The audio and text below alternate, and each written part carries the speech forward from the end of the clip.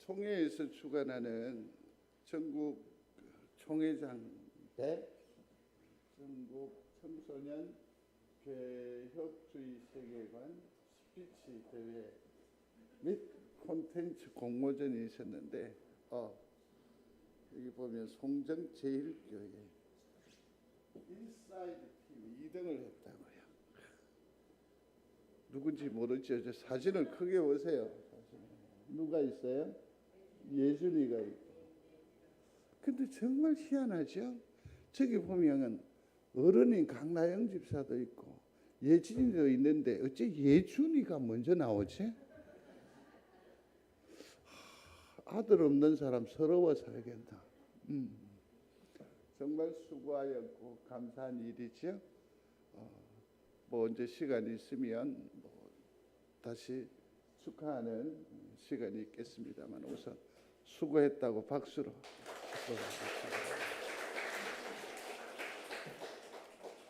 공모전에 참석한 그 콘텐츠를 우리가 한번 언제 볼 수 있었으면 좋겠습니다.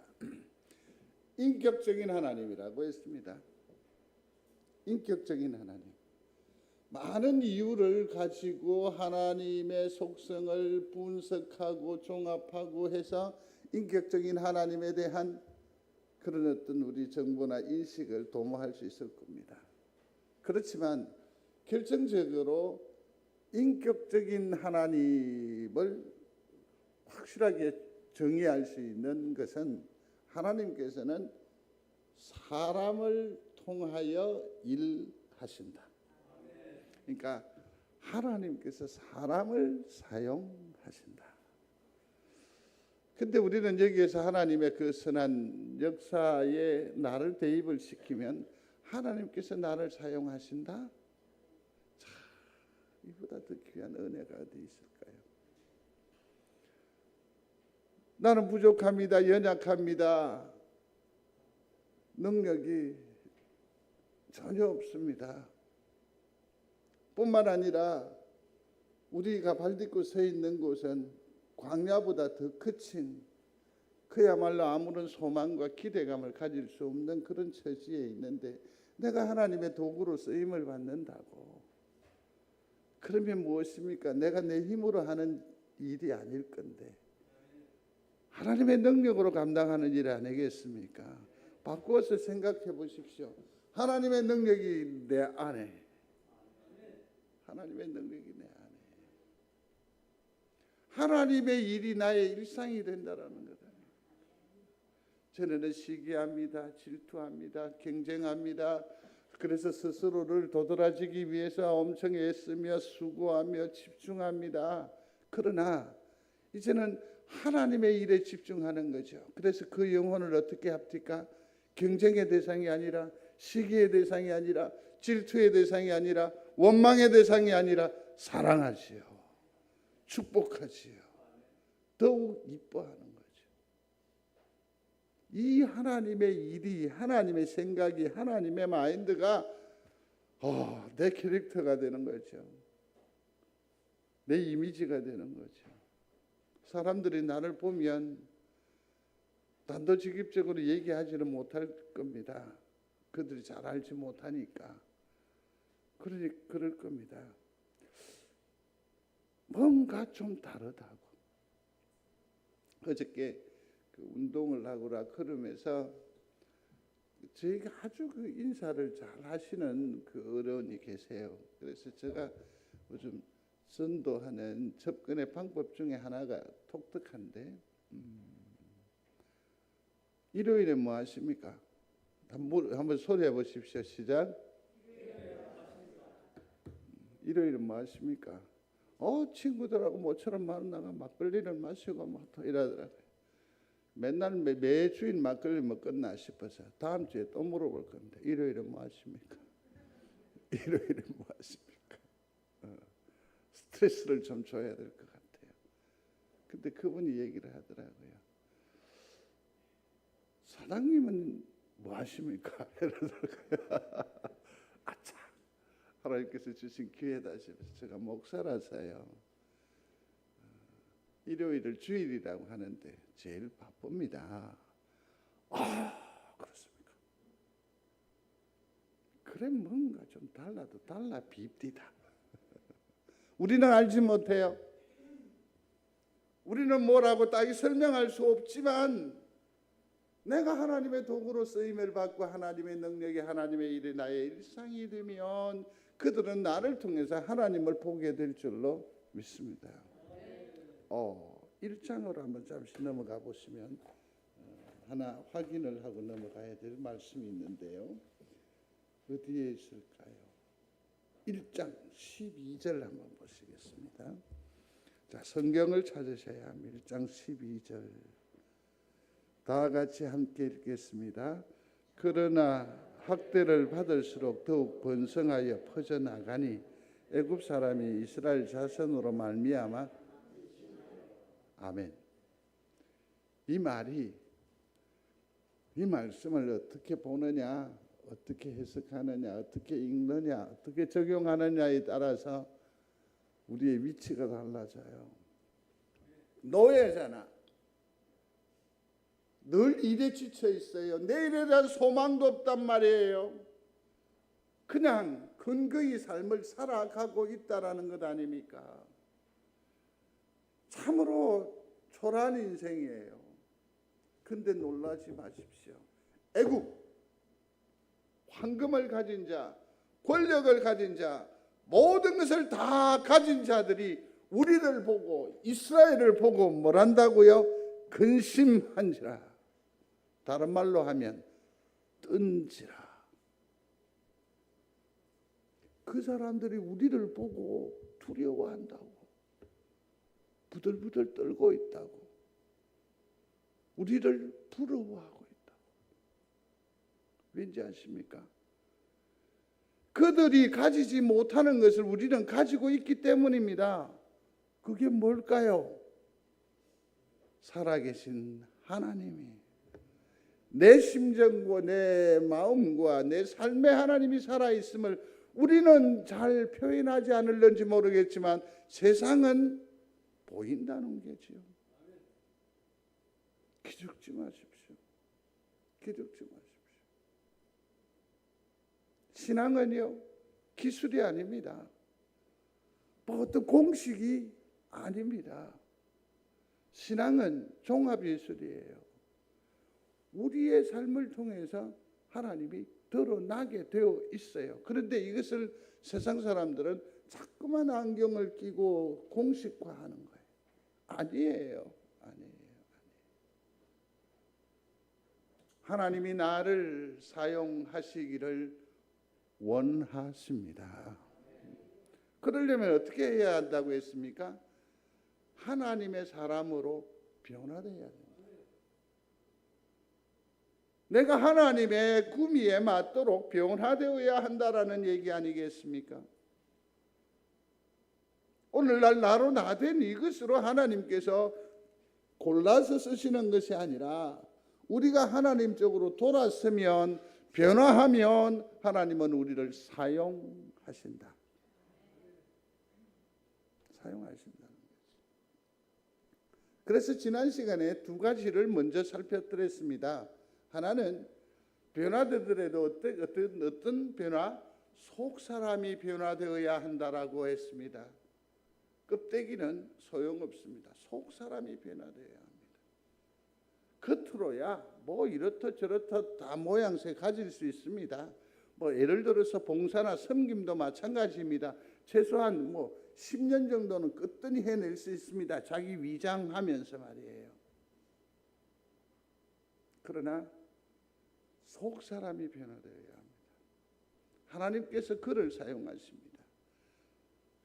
변화된 속 사람은 어떤 사람이냐면 전적으로 하나님만 의지하는 사람. 이 속 사람이 변화된 사람의 특징 중에 하나예요. 과정이 매우 중요하거든요. 이렇게 돌아서 서울만 가면 된다라고요? 아니요. 하나님께서는 우리의 진심을 살피시는 분이시기 때문에 매우 중요하게 여기는 것 중에 하나가 뭐냐면 과정을 중하게 여기시는 거예요. 결과가 열매가 없고 좀 얼그러져도 괜찮아요. 과정이 하나님 앞에 아름답고 선하고 진실했다고 한다면 하나님은 그 과정이 괜찮은 거예요. 떨어져도. 무너져도 괜찮아요. 하나님의 시선은 어디에 있습니까? 과정. 이 말은 다르게 말하면 하나님의 방법으로 일하는 사람, 내 의욕, 내 생각, 내 판단이 아니라 하나님의 방법으로 일하는 사람, 이것을 가장 우선 가치로 생각하는 사람이 속사람이 변화된 사람의 두 번째 특징이에요. 또 하나 더 있을 겁니다. 겸손을 배우고 온유를 배우는 사람이다. 겸손한 사람, 온유한 사람. 이게 온유란 말은 우리가 지난 시간에 주목해 보지 않았겠습니까? 야생마를 길들인다라는 그 말에서 파생되어져 나온 말이 온유라고 하는 거죠. 우리의 거친 생각과 우리의 딱딱한 사상과 또 우리가 아직 다듬지 못한 그런 어떤 경험들을 하나님 앞에 두어서 어떻게 해야 됩니까? 다듬어지는 거예요. 빚어져 가는 거죠. 그래서 우리가 겸손을 배우고 온유로 변화되는 거죠. 하나님은 이런 사람을 쓰십니다.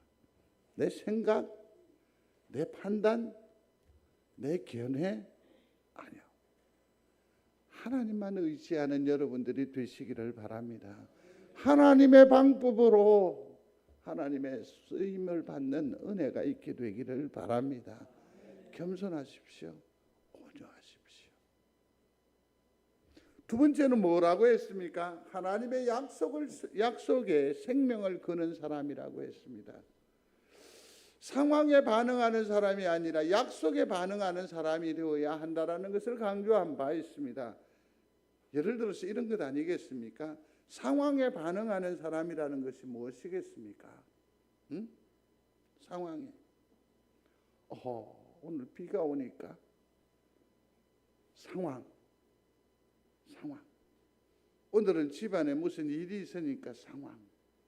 오늘은 무슨 일이 있으니까 이러한 상황 1, 2, 3 계속 우리 주변에는 수많은 상황 가운데에 둘러싸여 살고 있습니다. 일일이 반응하는 거. 어이쿠.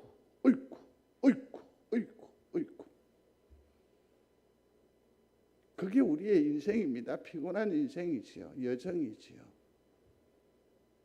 그러나 참으로 변화된 사람이거나 하나님께 쓰임을 받는 사람은 언약에 반응하는 사람, 약속에 반응하는 사람, 말씀에 반응하는 사람입니다. 뭐라고 하든지 누가 무엇이라고 하든지 어떻게 접근해 오든지 나를 힘들게 하든지 나를 험담하게 하든지 상관없습니다. 모든 상황 가운데에서 가장 가치로운 기준은 하나님의 말씀입니다. 말씀이 뭐라고 하느냐? 성도 여러분, 상황에 반응하는 사람이 아니라 약속에 반응하는 사람이 되시기를 바랍니다. 하나님이 가라 하면 가십시오. 서라 하면 서십시오. 이게 진정한 용기요, 진정한 신앙이고 참으로 하나님께 귀히 쓰임 받을 수 있는 상당한 조건이 된다라는 것을 염두에 두시며 사시기를 바랍니다. 오늘은 그 세 번째로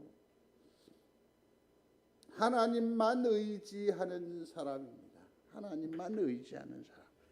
사실 모세는 지극히 평범한 사람이었습니다. 성격에 결함이 있는 사람이었습니다. 그럼에도 불구하고 그가 하나님을 의지하는 법을 배우고 그에게 손 내밀고 그의 잇대은 삶을 살아가기로 작정하고 돌아섰을 때 비로소 평범했던 모자랐던 도망자였던 모세를 통해서 출애굽의 큰 역사를 이루어 갔습니다. 사도행전을 보면 7장에 보면 모세의 인생을 세 단계로 설명을 하고 있습니다. 하나는 애굽 왕자로서의 40년을 얘기하고 그 다음에 또 40년은 광야 목자로서의 40년을 얘기하고 그 다음에 마지막 40년은 출애굽의 역사를 이루었던 지도자로서의 40년을 우리에게 증언해 주고 있습니다. 하나님은 어느 때 모세를 사용하십니까? 어떤 사람을 사용하셨습니까? 하나님을 의지할 때에 비로소 그를 모세를 사용하셨습니다. 이를 기억하는 여러분들이 되시기를 간절히 소원합니다. 이 말은 다르게 말하면 반대로 말하면 하나님을 절대적으로 의지할 때까지는 그 사람을 사용하지 않으세요. 아무리 좋은 장점이 있고 많은 힘이 있고 유보하십니다. 모세의 전 생애를 주관하시는 분은 하나님이심을 믿습니다. 하나님의 계획과 하나님의 섭리와 하나님의 인도를 따라서 그 모세가 소용되어졌다라는 것 아니겠습니까? 그렇습니다. 모세가 진정으로 겸손했었을 때, 모세가 온유로 다듬어졌었을 때에 비로소 하나님을 의지하게 된 것 아닙니까? 그러고서는 하나님께서 그때 사용하셨다라는 겁니다. 나를 부정합니다. 나 자신이 부족하다라고 인식합니다. 고백합니다. 바로 그때 하나님의 강함이 내게 임하여 오는 줄로 믿습니다. 그렇습니다. 참으로 그는 대단한 인물인 줄로 알았습니다. 대단한 인물인 줄 알았습니다. 그는 애굽에서 모든 것들을 다 구비할 수 있었습니다. 지성, 권력, 관계, 우리가 일반적으로 생각하는 그런 어떤 모든 가능성을 그는 다 가지고 있었습니다. 그렇지만 그것은 정말 하나님 앞에 아무것도 아니었습니다. 그래서 그는 어딥니까? 광야로 내몰리게 됩니다. 그러면서 거기는 철저하게 깨닫게 됩니다. 철저하게 무너지게 됩니다. 그러면서 그가 깨닫는 것이 뭡니까? 나는 아무것도 할 수 없어. 나는 아무것도 아니야. 아무것도 아니야. 성도 여러분, 내가 무언가를 붙잡을 수 있고 내가 무언가를 도모할 수 있다라고 할 그 점에는 하나님의 능력과 하나님의 은혜를 도무지 경험하지 못해요. 어떤 사람은 시기를 자기가 선택해요. 어째, 언제, 무엇이라고 해요. 아니요. 내가 선택하고 결정하고 선택할 수 있을 그때는 하나님의 영이 임하지 않아요. 그렇죠? 많이 아파합니다. 많이 힘에 겨워합니다. 날마다 늘상 눈물이 음식이 되어 있습니다. 그런데도 불구하고 끝까지 뭡니까? 아이고 저놈이 그러지 않았으면, 그때 그러지 않았으면, 저게 나를 배신하지 않았으면. 정말 죄송하고 외람된 신학적인 표현이니까 용서하십시오. 아직 멀었습니다. 성경은 인류사를 보면 맨 마지막에 정말 다급할 때, 가장 절실할 때 누구를 부르는지 아십니까? 하나님. 그때의 역사하심을 믿으시기를 바랍니다.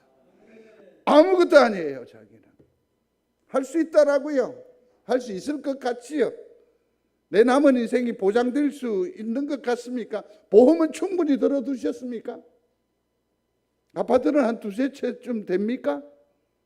반대로 그게 없어서 불안하고 초조합니까? 아무것도 아니에요. 우리의 생에 하나님의 은혜가 없으면 무너져요.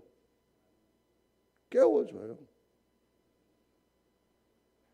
한 친구, 그 권사님은 참으로 지혜롭게 사시는 분이었어요. 근데 요즘 이렇게 고백해요. 목사님, 지난날에 11조를 제가 병원에 다 하고 있습니다. 지난날에 잃어버렸던 감사를 지금 은행에다 다 하고 있습니다. 아니에요. 아무것도 아니에요. 그러나 좌절하지 않으시기를 바랍니다. 이때가 찬스예요. 이때가 기회란 말이에요. 어떤 기회요? 찬스입니까?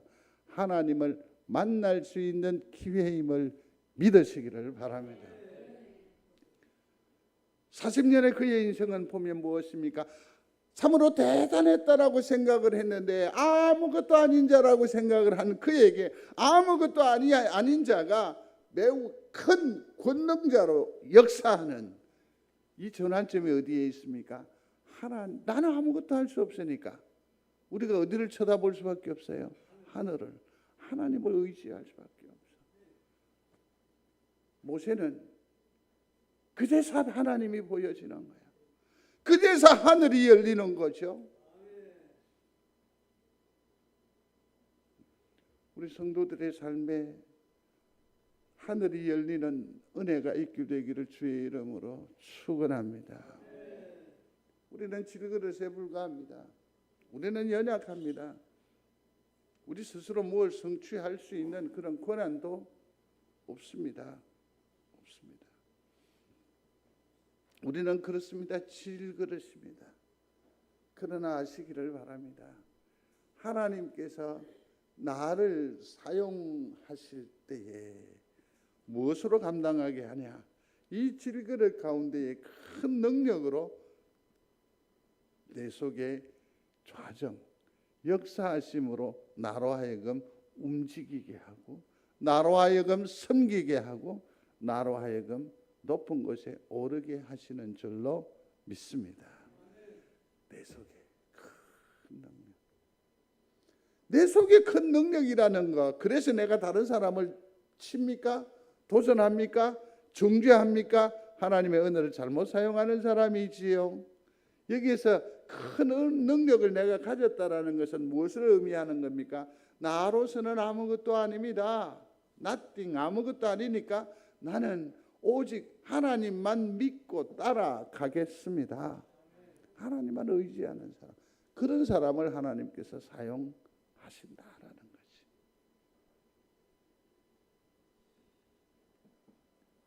그렇습니다. 하나님만 의지하는 것, 하나님만 바라보는 것, 이것이 어떻게 해요? 우리 마음대로 됩니까? 그렇지 않습니다. 이 또한 하나님께서 우리에게 주신 은혜로 말미암아 이 신앙이, 이 능력이 배양이 돼요. 그렇죠?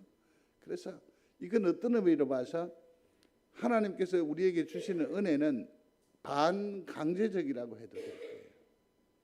그가 보십시오. 손을 들어 쳤단 말이에요. 살인자예요. 광야로 내몰림을 받았잖아요. 자기가 가고 싶어 갔겠어요? 내가 하나님을 만나리라, 하나님만 의지하리라, 하나님의 방법을 추구하겠습니다. 그러면서 보따리를 싸들고 성경책 들고 룰루랄라 광야로 나아갔겠느냐 하는 겁니다. 아닙니다. 도망갔습니다. 실패자입니다. 좌절자입니다. 그냥 다리 끌고 질질질질 나아간 겁니다. 거기에서 비로소 하늘을 바라보게 됩니다. 하나님을 의지하게 된 겁니다. 그게 뭐냐면 은혜예요. 성도 여러분, 은혜는 강제적으로 주어지는 하늘의 축복임을 믿으시기 바랍니다. 내가 원한다고 해서 되는 게 아니고, 이 하늘의 은혜를 들이보면 우리는 환경을 뛰어넘습니다. 모세는 이제 은혜의 사람이 된 겁니다. 그러면 은혜를 받으면 그냥 그대로 되는 것이냐? 저는 그렇게 생각을 하지 않습니다. 성도 여러분, 내 속에 있는 이 은혜를 유지할 수 있는 방법이 있는데요. 그게 뭐죠? 기도예요. 기도를 더 이상 강조하지 않아도 돼요. 사실은 은혜를 받은 사람은 자연스럽게 뭐 합니까? 기도하지 아니할 수가 없어요. 새벽 기도며 특별 기도며 수간절을 아시기를 바랍니다. 내 삶의 기도가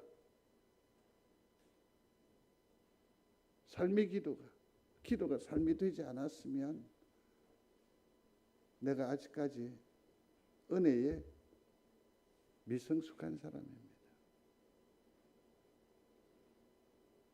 은혜가 풍성한 기도가 있는 성도가 되시기를 충심으로 소원합니다.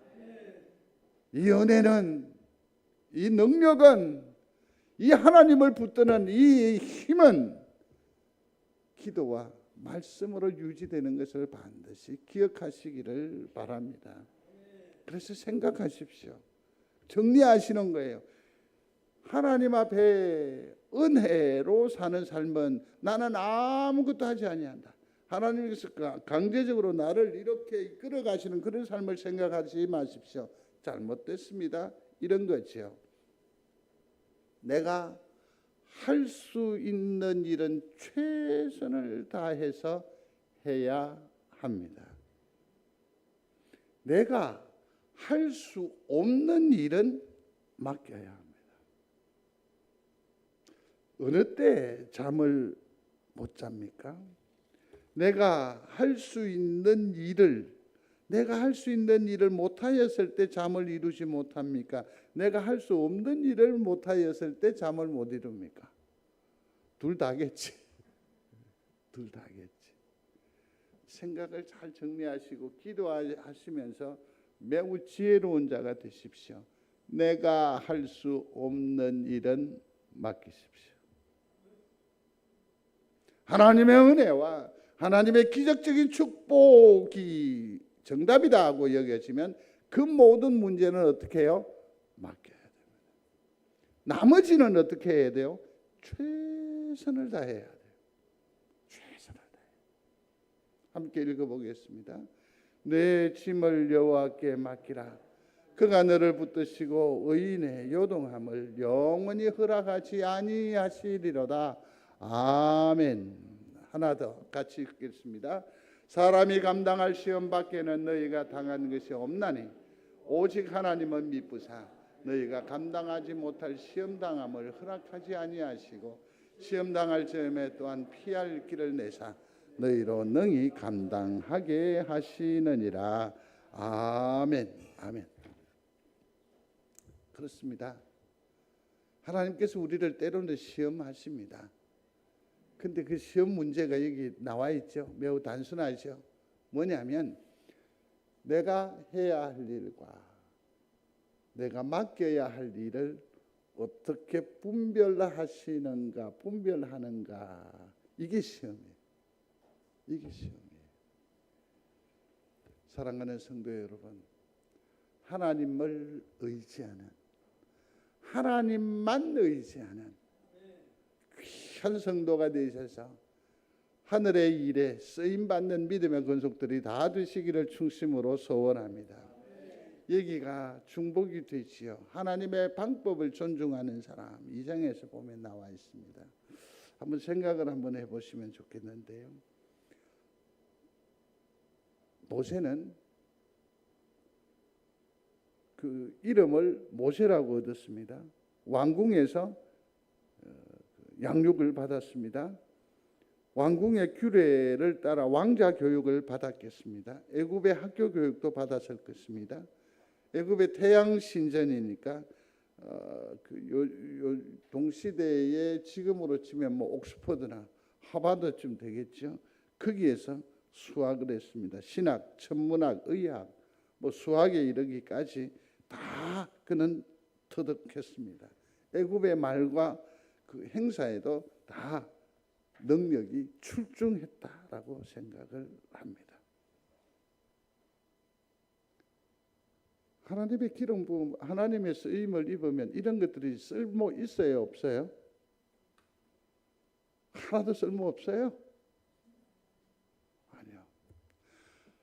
소리하십시오. 하나님 나라에는 쓰레기통이 없다. 사용하세요. 다 사용하세요. 내가 가지고 있는 소소하지만 이 전공 지식과 내 생을 통해서 가지고 온 소중한 그 경력들, 응? 내가 온 생을 통해서 인격적으로 구비되어져 있는 그 무엇을 하나님은 다 사용하세요. 사용하세요. 문제는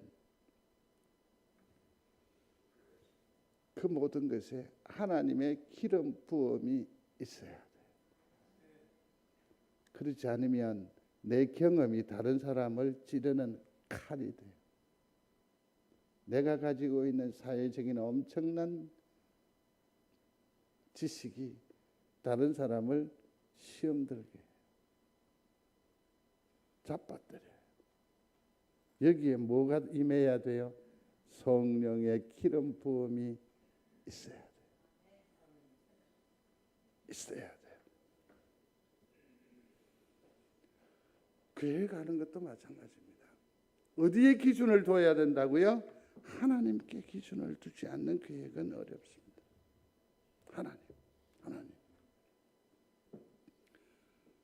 또 하나님께 계획을 두고 잘 준비를 했습니다. 그러나 이 가는 여정에 누가 함께하지 않으면 안 돼요? 성령께서 함께하지 않으면 안 돼요. 그래서 늘 성령을 구해야 돼요. 그리고 우리가 대부분 실패하고 실수해요. 그게 뭐냐면 서두름 때문이에요. 급해요. 아시겠습니까? 우리는 성경의 위인들을 우리는 충분히 생각해 볼 수 있을 겁니다. 요셉이 17세에 하나님의 비전을 바라보고 그것의 실현을 위해서 무려 30세까지 온갖 수욕을 다 당했고 기다려서 그 영광을 보았다라는 것 아니겠습니까? 모세는 무려 40년을 광야에서 허비했다. 그러나 영적으로 해석하면 기다렸다. 그런 의미가 되잖아요. 서두르지 마십시오. 조급하지 마십시오. 기다리는 것도 은사인 줄로 믿습니다. 이 모든 것들을 다 동원하면 한마디로 이렇게 정의할 수 있을 것입니다. 우리는 하나님의 쓰임을 받는 사람이기를 원한다면 모든 사역의 진행의 방법은 하나님의 것이어야 한다. 이 일에 승리하는 우리 귀한 성도들이 다 되시기를 바랍니다. 이제 마지막입니다. 실패에서 배울 줄 아는 사람이 되어야 합니다. 사람들은 생각을 합니다. 예수 그리스도만 믿으면 모든 문제가 다 해결되고 탄탄할 것이라고 생각을 하시는 것 같습니다. 그렇지만 그렇지 않습니다. 하나님께서는 우리를 만나실 때에 꼭 두 가지의 어떤 경로로 같이 옵니다. 하나는 뭐냐면 성공과 안위를 평안으로 오시기도 하지만 다른 한편으로 꼭 실패와 고통으로 역사하시는 줄로 압니다. 그런데 놀랍게도 성공에서 얻는 교훈과 실패와 고통에서 얻는 교훈 중에 어떤 것이 커요? 왜 이 구조야? 이게 왜 구조가 왜 이렇게 돼 있지? 응? 성공과 아닌 실패와 고통을 우리에게 동시에 주신다라는 것을 아셔야 합니다. 그렇다고 한다면 실패와 고통에서 얻을 수 있는 교훈 내지는 어떤 유익이 있을 건데요. 그게 뭐냐면 민수기 12장 3절에 보면 이 사람 모세는 온유함이 지면의 모든 사람보다 더하다라고 했습니다. 광야의 고통입니다. 광야의 힘듦입니다. 광야의 낙심천만한 일입니다. 이것이 오히려 모세로 하여금 뭐하게 만들었다? 온유한 사람으로 만드는 유익이었다라는 거죠. 많이 힘듭니다. 어렵습니다. 그러나 하나님께서 또 다른 신앙적 인격, 하늘의 인격으로 우리를 빚어 가실 줄로 믿습니다. 나중은 심히 아름다울 줄로 믿습니다. 하나님께서 이렇게 야생마를 길들여 계시니까요. 이 일에 실패합니다. 사람들이. 한 사람만 예를 들게요. 누굽니까? 바로입니다. 바로. 시련이 옵니다. 환란이 옵니다. 그러면 모세처럼 순순히 받아들이고 아멘 아멘 나를 교정시켜 주십시오라고 해야 하는데 싫단 말이야. 뭐야 이건? 강팍했다고 그랬어요. 마음이 뭐 했다고요? 강팍 딱딱해졌더라고 했죠. 그래서 바로는 하나님 앞에 실패한 인생이 되는 거죠. 여기 진흙이 있습니다. 진흙이 있어요. 그리고 여기에서는 물이 있습니다. 그죠? 물이 있어요. 똑같이 시련이라고 하는 햇빛이 쏟아지면 증발해요. 받아들여요. 그래서 그는 순환이 돼요. 그러나 이 진흙은 어떻게 됩니까? 자기 존재를 그대로 끝까지 붙들고 지키고 있으므로 갈라져요. 터요. 결국 쓰임이 제한돼요. 이런 땅에는 농사도 안 되죠. 사랑하는 성도 여러분, 우리의 삶이 마치 실패인 것처럼 좌절하게 하고 무너지게 하는 그런 안타까움이 있습니다. 그러나 거기에서도 하나님 웬 뜻인지 알게 해 주십시오. 나로 배우게 하십시오. 나로 온유하게 하여 주옵소서. 그 다음에 이걸 이러한 마음으로 아예 받아들이는 거죠. 마지막에 있는 말씀인데 고난당하는 것이 내게 유익이라 이로 말미암아 내가 주의 율례들을 배우게 되었도다. 오늘 우리의 삶의 자리에서 하나님의 교훈, 가르치심을 깨닫는, 발견하는, 그래서 하나님 앞에 쓰임이 있는 우리 귀한 성도들이 다 되시기를 주의 이름으로 축원합니다. 계속해서 출애굽기를 시작하면서 5가지를 2주에 걸쳐 살폈습니다. 머리에 새겨두시면 좋을 법합니다. 하나님이 나를 쓰시는 기준 5가지입니다. 속사람이 변화된 사람을 쓰십니다. 하나님의 약속에 생명을 거는 사람을 쓰십니다. 하나님만 의지하는 사람들을 쓰십니다. 하나님의 방법을 존중하는 사람을 쓰십니다. 실패해서 배울 줄 아는 사람을 쓰십니다. 그가 나이기를 원합니다. 그러면 이것을 마음의 신비에 새긴다라고 해서 저절로 되어지는 건 저는 아니라고 생각을 합니다. 아까도 얘기했지만 이것은 뭐죠? 유지하려면 기도와 말씀으로 유지해야 돼요. 이렇게 하는 거죠. 하나님, 속 사람을 변화시켜 주옵소서. 하나님의 말씀에 생명을 거는 사람 되게 하여 주옵소서. 하나님만 의지하겠습니다. 하나님께서 방법을 내어 주옵소서. 이 실패와 이 낭망의 자리에서도 하나님 깨닫게 하여 주옵소서. 기도로 전환하는 거예요. 그래서 이 원칙을 유지함으로 하나님 앞에 더욱더 쓰임받는 우리 복된 성도들이 다 되시기를 주의 이름으로 축원합니다. 자, 이 방법으로 함께 기도하겠습니다. 하나님 속사람 변화 함께 하겠습니다. 하나님 나로 속사람이 변화되게 하여 주옵소서.